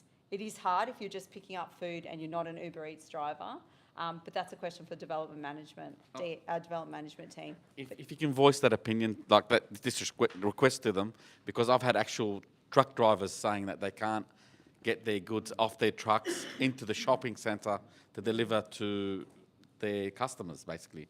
So they'll park, even on loading zones sometimes. The issue is that people are parking in loading zones and leaving their cars and going for a couple of hours and coming back. So, yeah, there's a massive load. It's down. yeah. Yeah. This couple of vendors have actually spoken to me. They actually deliver to the shops direct, not into the cages. So when they come up this stretch, there's apparently two loading zone areas, but 90% of the time people leave their cars there for a very long time. So maybe if the centre can have a look at that. The vendors are probably better off, the suppliers are better off speaking to the retail outlet that they're delivering to, so they can locate where the bottlenecks are, and then they can give it to centre management. My role is community development. Yeah, no, I guess. Maybe if you could just raise it. But totally, yeah. Good. Yeah, thank you. A microphone for the people who can hear online. So yeah. Okay, cheers. Yeah, so another question or comment I have is around unfinished development. So let's say there's excess lots or bits of land where people have decided they don't want to develop their land. So a good example is on the northern side of Jardine Drive next to Foskett Road. So what you have there is another situation where, someone doesn't want to develop their lot. There's half a road there and there's a footpath on one side and there's a footpath leading all the way up to the road's edge, and then there's a couple of metres of just dirt dipping down to the road. What does council plan on doing about that? Because I have raised this online, I've written to you online in the past about this, and even in terms of excess roadways where development has been approved, it was approved 10 years ago, private developers don't want to either don't have the funds or don't have the means. That Vinnie Road lot, for example, that the other gentleman raised, that leads through to Jardine Drive, and there's a whole bend, on a dangerous bend, because people speed around there, where there's unfinished roads. It sort of just falls away on a bit of bitumen into the grass, and people need to walk along there to get to the station or to get to the local park, because there is nothing else. So, we're talking about main roads, main thoroughfares where things just aren't actioned, footpaths are incomplete. What's the process? Because I know in the past you've mentioned, it's up to the private developer, but it's a bit of a cop-out, because developers, some people aren't developers, they're just residents. They just want to continue living their life as if all this development around them never happened. So, what are you guys doing about that to make sure that those sort of loose ends get tied up? And yeah. So in a perfect world, I think the lessons learned are bigger subdivisions are better. So a developer should amalgamate more lots to prevent this from happening. But like as you said, people want to live in there. They don't want to sell. They want to die in their house, whatever it is. So does that mean we have an unsafe road for X amount of years? We need a policy change from government where if we built that road, that other half of the road, that we're able to charge a developer back for that when they eventually sell the land. At the moment, we don't have that legislative ability, right? But we need that because ultimately, if we got to find the money. Because where do you draw the line? When you go to Austral, there's plenty of it. And we want to do the work. We'd love to be able to go out there and do the work, but we just can't afford to. And then what we're doing is giving the developer a benefit or the landowner a benefit because it's saving them hundreds of thousands of dollars. And then the guy across the road who went out there and paid for their own road says, well, hold on, why'd you do it for them, but not for us, right? Why do they get $500,000 extra and we didn't? So in that instance, so like for that specific lot that borders Jardine Drive, Vinnie Road and Hartlepool Road, that's all been approved, but the developer's just sitting on it. So is there nothing you can do in terms of raising a council contribution or privately negotiating with the developer that, hey, you can't afford to do this or whatever, for whatever reason you can't put the roads in right now, but you know, you've sat on this for 10 years and done nothing. We're happy to wrap it up, but we will back charge you, like come to an agreement so that they will pay you back. Private negotiation, you get it sorted. When the time comes, they'll basically reimburse you instead of having, is there anything preventing you entering into a private negotiation for something like that? Look, there's works in kinds, there's VPAs, so there are some flexible mechanisms. In the reality is, we're not, as an organisation, we're not geared up for that. We don't have that capacity where we are at the moment. And what should happen when you roll out areas, there should be someone in charge of it, right? There should be. You can't just say, oh, let's go subdivide land, and someone lodges DA, it goes to planning. And planning approves it, but no one's talking to the other departments or the other teams within the organisation. What we did in Austral now, we've set up an Austral delivery unit, which consists of one person, but it's building up. We're getting more people there because that person is the one who's going to coordinate everything. So a simple thing like a road opening permit. So the developer's done their bit, now they need to do their road. Two schools, there's 2 blocks of the Catholic school on 4th Avenue has to do their one. And then near Unity Grammar, there's a development there that's happened. They're about to start. I think Unity Grammar started this week. The other one is going to start in a week or so. So imagine what's going to happen on 4th Avenue. That wasn't coordinated. The reality is, though, we've worked with both of those people because we found out with both of those developers. Now's the best time to do it, so it's ready by next school year. It's actually the least disruptive time. We've pushed it a little bit out, but if you don't have anyone coordinating it or anyone in charge, this is what happens. You end up having a block here, a block there. So I think the model that we need to build to is that we have someone in charge. From a maintenance point of view, there's a team. There's one team that works in the area. They take ownership of it. So is there anything that can be done coming from this? In this particular one, I'm happy to go. You got to come. I'm happy to go on if you can show it to me, and we can see what's going on there. Happy to. If there's anything that we can do with that one. So I know there was one. Where is it? It's the one near the mosque over there at the back. They've been 3 years with council doing stuff with DAs and stuff, and they're dying to do it, but it just gets caught up in stuff. So hopefully it's not that scenario. But anyway, we'll see what we can do. But happy to see it on a case by case. Sorry, let's just the front. I'll get to you next. So my question is in regards to roads, and I have heard that Campbelltown Road is a state road. But in terms of the intersection between Campbelltown Road and McDonald Road, does council have any power with that intersection in terms of looking at putting in speeding cameras? Because there's lots of hoons and loud cars, and car accidents just seems to be a hotspot for it in that intersection at the moment. Especially once that's the Edmondson Park side of McDonald Road opened up. Does council have any power in doing anything to change the traffic lights maybe, or putting okay, so that's a state So what we do, we have a traffic committee where we sit with transport, and it's extremely technical committee where they'll do the studies, they'll do the research. Do you have any feedback on that one?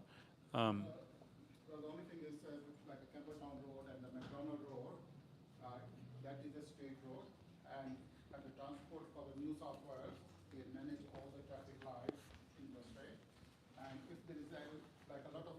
happening.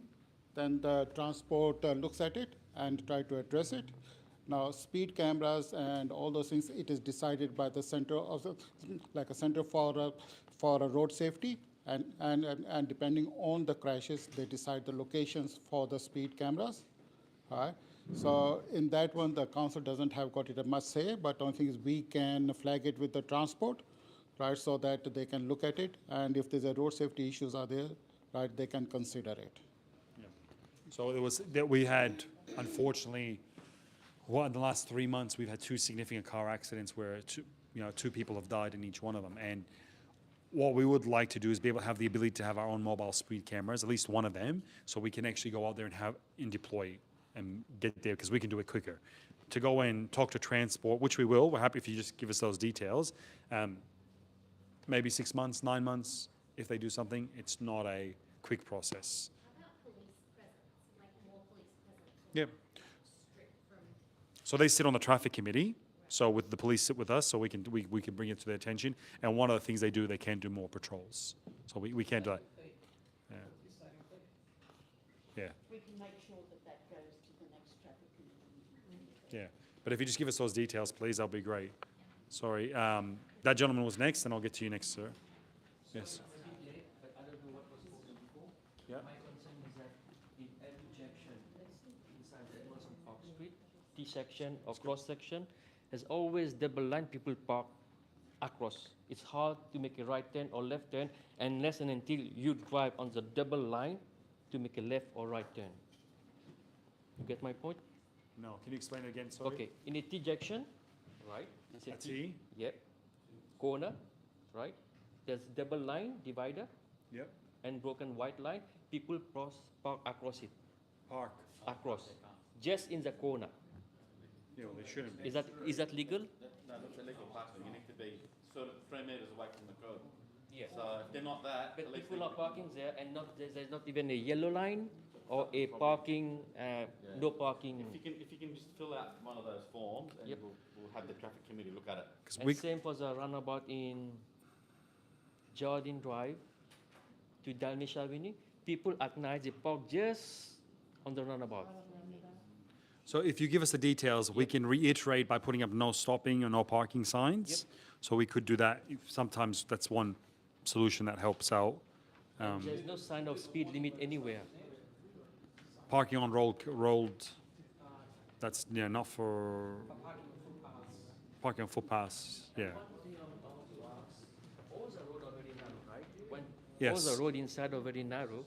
When both neighbors park side by side, if there's a fire in that street, that fire truck won't be able to go through.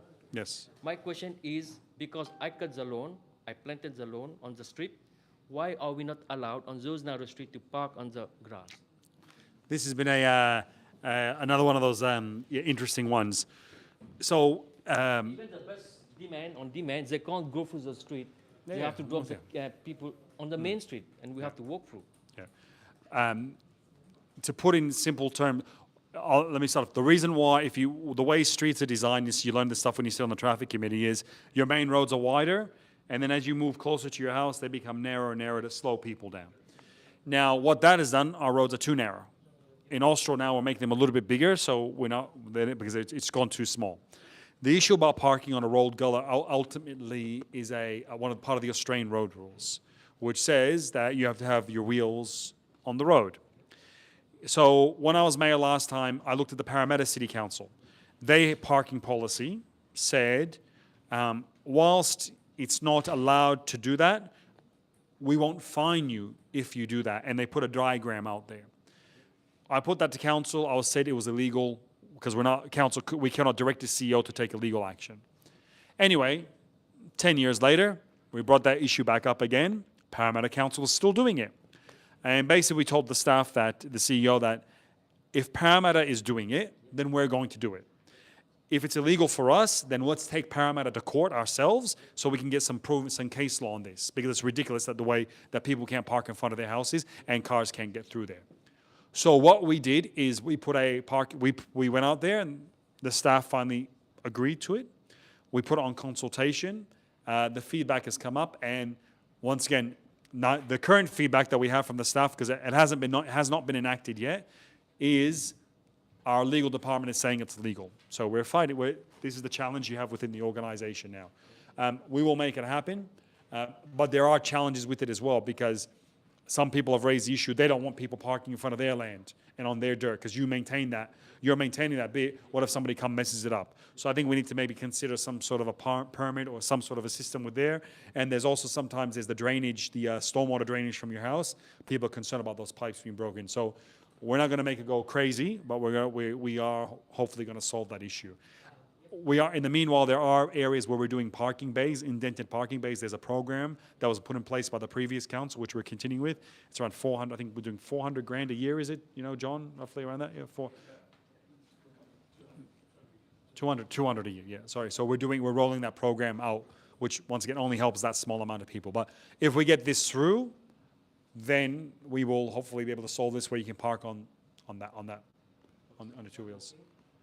Is it not good once in a while, once in a fortnight, to get a ranger instead of working morning shift to start in the afternoon to check around what's happening, take some pictures, because all the illegal parking is happening after 5:30, 6 o'clock when everyone return home, right? So once in a while, if that can be done, you will have the proof what I'm talking about. So you're concerned about the illegal parking? Yes, in the corner of the street. We on can't the even corners. And even in the runabout in Dalmatia Avenue and Jardine Drive, one runabout has been fixed. You guys have put some concrete strip. It's good. No one is parking next to the double line. But there's one runabout next to it going towards Buchan Avenue. People park in, I could say, if they can leave the truck as a car in the runabout, they would do it. It's very dangerous because we have to cross over on the other side to go through. If you can report it to customer service, that would be great. I did call. You did? You did, and did they give you a request number or anything? They're gonna follow up, but nothing happened. Okay, well, if you get your number? No, and even I said, I cannot take a picture to send you. They said, no, it's illegal because I will end up in court. That's what they said to me, because I will have to prove that I took the picture, I'm making the complaint. If you can have with Michelle, I have a chat with Michelle before we finish up. That's Michelle over there. She's our director of customer service. We've got 910 kilometers of roads. It grows by 10 kilometers every year, and unfortunately, we have limited ranges. They're on a reactive approach. So to get them scheduled, we don't have that capacity yet. But if that's why, if you tell us about it, that'd be great. Number one, but getting the no parking and or the no stopping signs usually are they're very effective. You know what I mean? It works. Some places there's a line, people don't park. Yeah. And when there's no line, no yellow line, people just don't care. And just go for it. Yeah. You just park it, and for the whole night or till 7 o'clock in the morning, it's still there. Yeah, that's good. And one more thing, when I bought my land, they said there would be a park in Jardine Drive. Yes. I want to know when it's going to happen. We're coming. Our next meeting, we'll get back to you with the details about that. Watch the space. Yeah, we spent a bit of time talking about the parks earlier, so we'll get the exact details for you. All right? This meeting will, and we'll have another one February, March again, and we'll continue. We'll give you an update of where we're at with everything. So yeah. Oh, sorry. I just got to go back to the gentleman first. My apologies. I have an issue. I live in Kingsbury Road, up near behind a Porto, right? And sometimes I go with the grandchildren, and then from Jellybrand Road, they got a road to go into all the shopping complex, right? And I spoke to one of them. Sorry, is that the one that runs parallel to Camden Valley Way? Correct. That's Kingsbury. Yeah. And then coming from Liverpool, turning to Jellybrand. Yeah. And then there's the Porto on the left. Yeah. And then there's the road that goes into the shopping. Like the trucks parked there and stuff. Yeah. So then, sometimes I walk with the grandkids and other people I've noticed, elderly people and what have you. I've got a picture here I can show you better. That to cross over, there's grass that high, right? Papers everywhere. It's a disgrace to the human race, the complex. So I'm trying to hold my tongue back. It's a disgrace, right? Now, they come out and they cut the grass, the council, and they also cut the grass on the roundabout there, which needed cutting, right? Fair enough. But that's not the point. The point is that all that needs to be eliminated and got to be concrete there and have a pedestrian crossing, right? It's got to be a pedestrian crossing because people that come from down from Camden Valley Way, turning left, you got a picture there, into the road. If the people crossing, they haven't got enough time to stop. They'll kill somebody, right? And coming from the other side, say from here, right, and turning in. Sorry, you turn left and you kind of go down a bit. Yeah, you go down, and then you turn into the road that goes to the whole shopping complex, right? It's dangerous, right? Now, the council said it's not their jurisdiction. So, Porto's there, there's a road there, and there's a path he's or lack of path he's referring to, because that, just along here. Yeah. I've got a bigger map here. This is what we're talking about. So here, only just around the corner. So there's going to be pedestrian crossing it. The Porto's there. The Porto's there. So on, okay. Yeah, because there's no footpath. No footpath, no. Okay, Yeah. all right. So I want somebody to come out personally. Yeah. But all these days, emails and press buttons, that I want to see a person physically and talk about the problem situation. Yeah. So that's more of a traffic issue, huh? Yeah. Yeah. So, Yeah. right. Talking about? We'll have a chat with that. Is it? Porto was there. I've got it. Sorry about that. We've also got it coming back to a governance committee. On the traffic issue and about the narrow roads, councillors have always been complaining about this and trying to do something about it. And at a recent council meeting, it was that it is to go back to a governance committee so that we can talk about it, so that we stop doing something which is causing so much harm to the community. So it isn't that we don't try to address these matters, and we will continue to do so.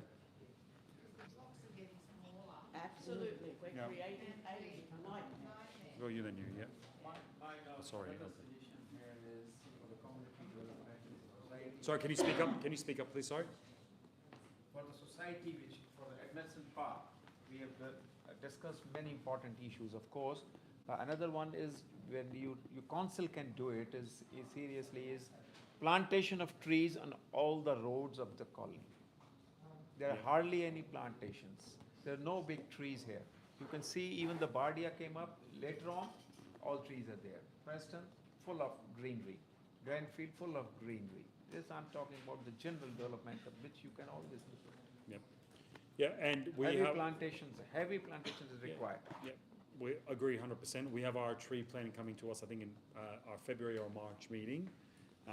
The money is there for trees. Council itself, though, and I was having this conversation only yesterday with our Director of City Futures, is that even when we plant trees, we're planting trees this big. To me, that's not a tree, all right? That's going to take 20 years before it does any bit of shade. So rather than try to find the perfect tree, let's find the nurseries that actually have the mature trees, and let's work with that. Because ultimately, we want to get a benefit out of them sooner rather than later.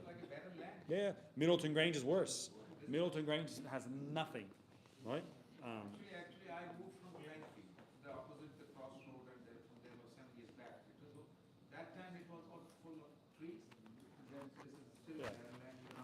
Just look at what Fraser's did over there with around the townhouses. You know, they've got trees. You can tell. Yeah.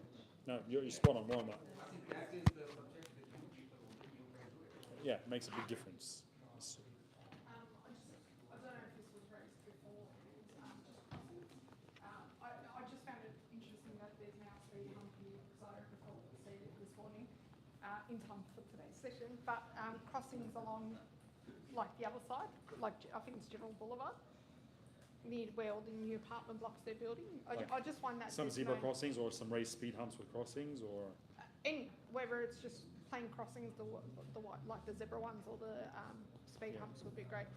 if you give us the recommendations of where they should go, we'll look at it. But I think generally speaking, when you have a shopping centre, you should have these Yeah, things 'cause automatically there's around none, it. There's none around here. Nothing around it, huh? Yeah, that's the only, sorry, that's the only one that's there.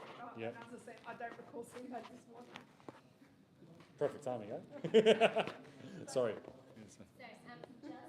just on General Boulevard and the cross. So General Boulevard and Sergeant's Road, so this where these meet, where the new apartments are being built. Yes. And just before you cross over to the townhouses. Mm-hmm. So that is like a General Boulevard has a lane that then also has a turning lane to go to the townhouses, and then another one to come down Sargent's for the shopping. Is there any way in which, like, there's a lot of illegal turning happening in that section, where maybe it should be turned into a roundabout instead? Or, like, if it can't be, then why it can't be turned into a roundabout? Because there are, you know, a lot of pedestrians crossing in that, I guess, intersection where, you know, the residents are coming out of Carnegie. So just to get my head around it, so you come down here, you got that roundabout which everyone does a U-turn to get into the shops. Yeah, the General Boulevard one. Yep. Turn right. So yeah, and then it's just a strip of road, like, so. But there is a left turn into Carnegie, right, and then people are using that as like a U-turn. So they go in like that, and then they do the loop. So instead of doing a 3-point turn, they go left, and then they turn and they go right again. So it goes like that. So what the lady's saying is if we can change that into a roundabout. Yeah, so then people can turn right, turn left, or go straight without doing the illegal exactly. U-turn. Yeah, because I think there's like an accident waiting to happen there with people crossing. There's lots of prams. I mean, I try to cross with a pram now, and now like you've built like this big sort of triangular bit where it stops cars from trying to turn, but now they're just 3-point turning instead. So, yeah, like is there anything council can do to look at maybe turning that into a roundabout section? So if you can fill out one of those forms, and we can talk to Mahavi about it. I don't think it's if you can identify the location, I can have it a look, right? And if it's anything is possible, we can put it like what the traffic committee did. Literally the next road down. So if you turn left from here, it's at the end, and if you're going down the roundabout, just coming up, you'll see it straight away. If it is over here, like a General Boulevard. Yes, that's exactly what it is. So this area we have made it as a 40k speed limit now. So Henderson Road, Sargent Street, and General Boulevard, it is a 40k speed. So we have put some recent all these devices there. If you see it, there is thresholds. So that is to make it as a 40 kilometers high pedestrian area. So the speed isn't so much the problem as the fact that people are still using it to U-turn or 3-point turn because of just the inconvenience of having to go all the way around the block, like to get either into the apartments or get into the townhouses. If you really want to look into it. Because you need, there's on-street parking there a little bit. You can never just tuck in to get something, you just want to park conveniently. And the problem is you have to go all the way around the block again unless you do a 3-point turn at that little spot. So. Yeah. I'm sure you've done one before. You're not going to wait for that spot to get filled by someone else. You're just going to quickly turn around and get into it. So would a roundabout do the job? Yeah, I think so. It would, but I think it's intentional to deter traffic. That's what I suspect. But it would help. So one thing is that you want a roundabout at the Sargent Street and General Boulevard. Yeah, but that still might not do it then, because it sounds like we need something in the middle of the road. Either block off the entry that you can turn right there, or just do a roundabout. So either have the solution they can only go straight up, you can't do the turn, or do a roundabout. Because people, once something's happened in front of you a few times, people actually do that turn 100%. You're right. There's always I hear all the time how many times they book people within Yeah. the hour that they sit there. So many people they book. But can I just ask about the 40 plan around this? I don't know if it's a good idea. I think we tried it in Liverpool, the main and the 30, and we went down to 30, and that was a shocker. So it's still there, and now it's gone back to 50. If that's what's going to happen, like I'm assuming so much money went into crossings. It's 40 Ks. Is it 40 now? Okay. Yeah, I was going to say, just probably think about that one Yeah, so it's all right. before we drop it down too much. Thanks. Yep. Sorry, I'll get. Yes, sir. Yeah. Just behind you. There, behind you. Sorry. So after hearing from us, hearing from the community, what are your top 3 action items taking back regarding Jardine Drive? Yeah.